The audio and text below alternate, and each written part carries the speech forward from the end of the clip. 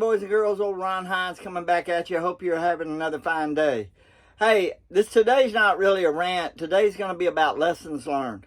So anyway, I was a leased worker, and I was helping Occidental Petroleum up on a research and development project in Odessa, Texas. And I worked for a company called Bedrock. They were my billing company, but Oxy was paying my company to pay me, right? And it's kind of what you do if you are somewhat of a specialist in or pretty good at your career. So anyway, there was a thing, Texas Instruments was over here in Sherman, Texas, and they were building a chip factory, needed to make chips so for your car remotes and such as that. But anyway, so I got involved in that. But before I accepted this offer, I took the offer letter, but there were some text messages back and forth, and one of the things that they told me, which the company's name is JM Test, and the guy representing the company, he texted me and says, hey, when we're into a year into the job or when it's finished up, we can look at making you a manager. They're growing a division. So anyway, I did not get that on my offer letter, right? And that's my bad, because I should have said, hey, put that on the offer letter and we're good to go. Because everything else, they met, they wasn't my demands, but they were my requirements. Now, I actually, it was a lesser job than what I had out in Odessa. But one, it was close to my daughter, so there was some emotional involvement in that business decision for me and my career. So anyway, but now we're winding down, and this job's probably going to finish up by the end of the month, maybe next month. Depends on if we can shake out a few hiccups or what have you. And but anyway, I'm still here and happy to that. But the fella that sent me that text says, hey, we can do this, we can do that, and me failing to get it in my offer letter. So anyway, he come by, took me to lunch the other day to tell me, after you get another job offer, take it, because we ain't got nothing for you. And I understand business situations change, so maybe they're not growing as fast as they did, or there's something going on there. No animosities here, but the reason I'm giving this, and the title of this one's just going to be your offer letter. Make sure that when you are out there seeking a job and it's in a position to where you're actually going to get an offer letter before you take that position, read it closely, make sure, I took the man at his word, is what I'm saying. I didn't get it in writing. And I know he didn't mean to become a liar, but today, Richard's just a liar. He told that.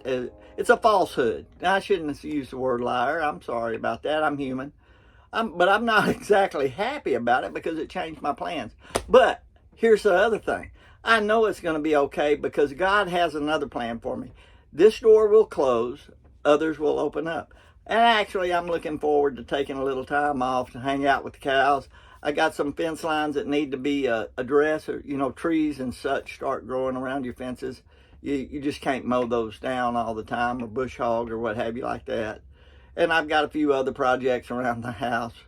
As Tamisha was telling me, she said, well, you got the Corvette, you got the little Honda motorcycle, got the pontoon boat. Well, we'll take care of the land and such as that first, and then we'll move on from there.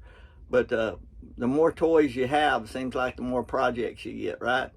But anyway, that's about, make sure your offer letter says what you need it to say, even after the project is over, for longevity or whatever like that. So, and I didn't do that. And I should have. I'm well mature enough to know better, but shame on me, not shame on them. But I was a little agitated and I got over it. But anyway, because now I actually have to send out my resume and ask for somebody for a job. But it shouldn't be long before I get phone calls. Anyway, we'll see. Hey, but if you do watch this, and if you know something, Houston area first. I want to be closer to my family and those that I care about. Plus, Tamisha's there in Houston, so that'll be really convenient for our courtship, if you will. And then Beaumont, Port Arthur would be second. San Antonio, Austin would be third. Dallas is just too far away. But no matter what, I do want to stay in Texas. So, food for thought. I'm soliciting a job. Look at me. No, this is funny. All right, so anyway, but let's talk about what's going on in our government. I think it's a volatile time. I think people that are going to be exposed for their corruption and stealing of the American dollar and taxpayer dollars, or it's going to get ugly before it gets better. I still got my flag upside down. And speaking of this upside down flag, here's what's going to happen. I'm finishing up my new studio where I'm going to do these recordings, and it's going to have I have a 10 by 15 American flag. I'm going to hang it up. But I'm not going to hang it upside down, even though we're still in distress as far as I'm concerned. And when I start doing those videos from there, you'll see it.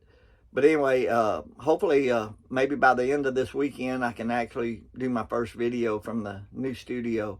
I'm kind of excited about that. See, there's another project, right? Right, Tamisha?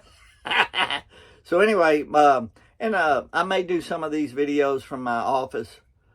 So we'll just see what happens. And when I say office, that's my home office, the office that's in my home. Anyway, don't know about all that and what have you. But anyway, I do know our flag's upside down, so I will finish up with this. One, when you go to your Lord and Savior in prayer today, be sure to lift up this once great nation. Lift up our politicians that are working for you, the American tax dollar people, taxpayers. Yeah, taxpayers. We need lifting up too, right? Also, doesn't take that much to be kind to somebody. So if you open the door for somebody, let somebody through the four-way stop sign, even though they might not deserve it, you don't have to be an a-hole, and it might make a world of difference. If you do see somebody in need, and I'm talking about physical need, or some people, I've actually left Sam's Club, and there was two elderly ladies, let me put it that way, and they had big old watermelons, and I said, ma'am, may I help you I'm standing back 5 feet or so I'm not a threat.